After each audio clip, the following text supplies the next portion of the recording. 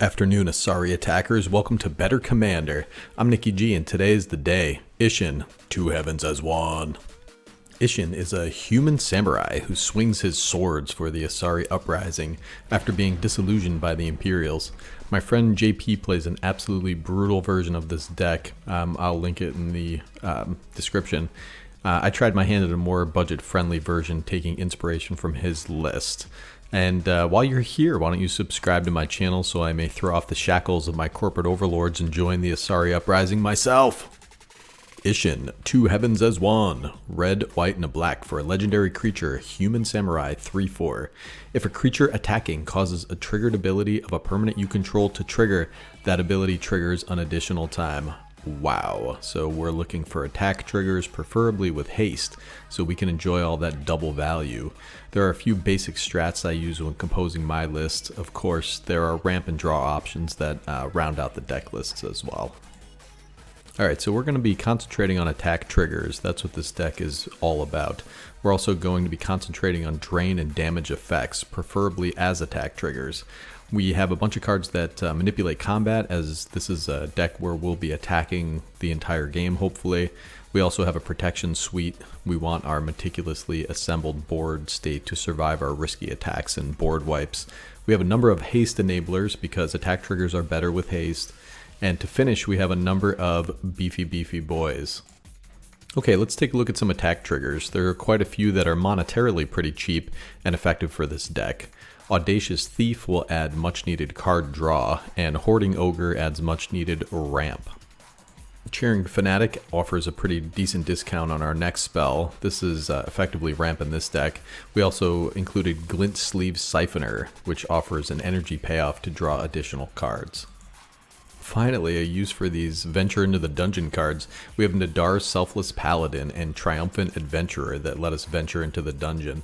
We can pick and choose what dungeon we want to complete, but it would be fun to complete Dungeon of the Mad Maze and get all those little bonuses.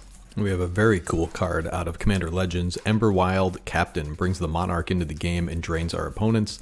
Captain Lannery Storm will help us ramp and make us treasure tokens on attack. Delina Wildmage, I thought this was a very cool card when it was initially spoiled. This can copy our opponent's bombs, our bombs, generate enter the battlefield effects, and is just kind of a nuisance in general for our opponents. We also have Krenko, Tin Streak Kingpin. This guy's an army in a can for 3 mana. Cunning Rhetoric is a really cool card, and apparently some other people think so too, because this is a $5 to $7 card. This gives us cards off of our opponent's decks. Brina the Demagogue is one of those cards you have to read 100 times and you still don't understand it, but this thing can draw us a lot of cards and get our creatures pretty beefy. Brina the Demagogue, 1 white and a black, legendary creature, bird warlock, 1/3, has flying. Whenever a player attacks one of your opponents, if that opponent has more life than another of your opponents, that attacking player draws a card and you put 2 +1/+1 counters on a creature you control. So with Isshin out there, this would trigger twice, and you put the counters on something regardless of who attacked. But if we're the attacker, we get to draw 2 cards, and if we're not the attacker, then our opponents get to draw 2 cards. It's a bit of a drawback, but that's okay because it incentivizes attacking our opponents. Alright, let's talk about throwing around some damage and drain. Tectonic Giant can spread around 6 damage to each of our opponents, or grant us some impulse draw if our hands are empty. Tyrant's Familiar, I'm not seeing this in a lot of lists, and I'm not sure why. Not only is this a big beater, a great finisher, but can also clear the way for our attackers with some very serious damage. Drakuseth, Maw of Flames, would trigger twice and decimate the battlefield. The Impetus cards are not generally that great, but Parasitic Impetus is a good aura to put on an opponent's creature to get us incidental drain and life gain. Campaign of Vengeance and Revenge of Ravens stack up quickly the more of these effects we have on the battlefield. Marchesa's Decree makes us the Monarch and disincentivizes Crackback. This is also a cool card, so I mean, you want to be cool so you can feel cool, right? Alright, Combat Manipulation. We use a couple goading creatures to clear attackers and frustrate our opponent's plans. Goad is an underappreciated mechanic as far as I'm concerned. It can force small utility creatures like Collector Oof or Oracle of Malaya into disadvantageous attacks. The impact on the game is easy to underestimate. So we have Vengeful Ancestor and Karazakar the Eye Tyrant. These are both really cool and nice goaders. Karazakar in particular can really control the board if it triggers twice with Isshin. Let's read it. Karazakar, the Eye Tyrant, 3, a black and a red. Legendary creature Beholder, 5/5.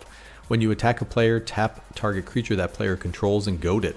So this would trigger twice with Isshin on the battlefield.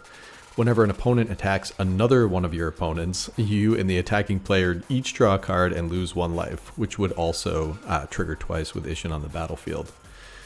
Goading and a little card advantage, all for 5 mana, plus he's a floating eye monster. Excellent card. Orcs are by far my favorite species in the Commander universe. Brutal Horde Chief synergizes well with a few of our core strategies. He's got a drain effect and he's also got combat control.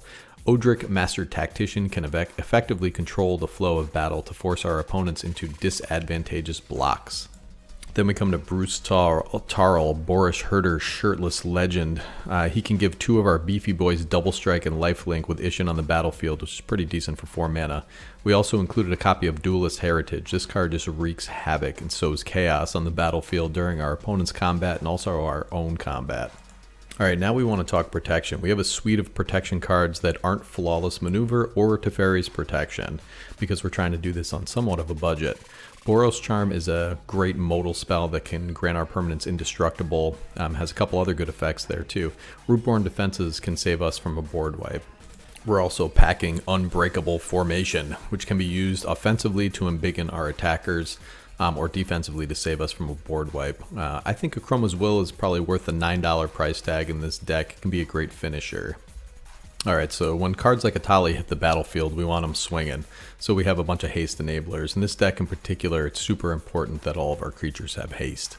Lightning Greaves and Ogre Battle Driver are 2 excellent Haste Enablers. Ogre Battle Driver is 2 red creature, Ogre Warrior for a 3/3.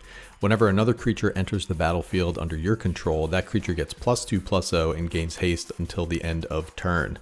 Ogres are driven by passion, rage, and another ogre standing behind them with a whip. That's this guy.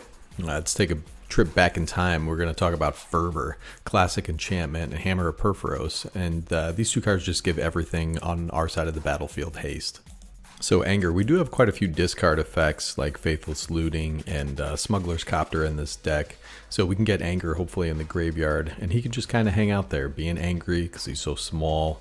And if we can get him in there and get him out and onto the battlefield, we can give all of our creatures haste as well. Alright, let's talk about some big beefy finishers. Well, there are a number of 6-cost creatures that have attack triggers that we can double up. Atali Primal Storm, this is a commander go-to. This thing is fantastic. It's going to get you a lot of value. We also have Rakshasa Debaser to get back our opponent's creatures from the graveyard. It's also got Encore for 8, which can be a killer late game.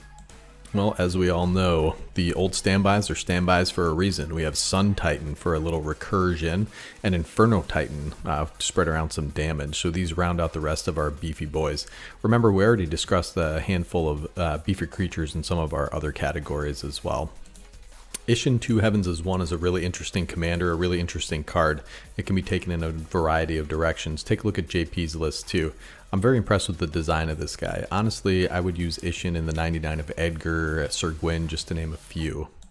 There are tons of attack triggers we can copy. Just thumb through Scryfall and search When Attack in Mardu colors, and you'll see a bunch. I chose some that seem fun and chaotic for my deck list, but also seem effective. I put my entire list in a TCG player, and my entire deck could be had for approximately $170 including shipping. That ain't bad for a decent mana base. As always, you can go nuts with fetches, shocks, but the deck only gets incrementally better in my opinion, and perhaps slightly less fun.